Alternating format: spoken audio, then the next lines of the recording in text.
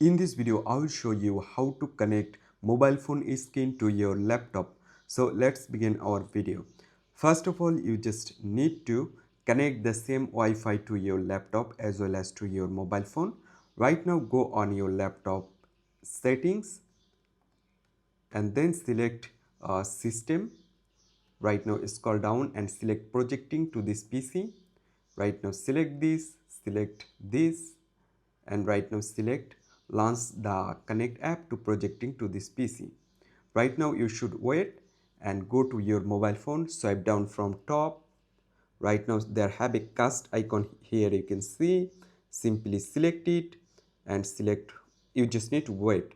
Right now you can see this is your laptop model. Simply select it.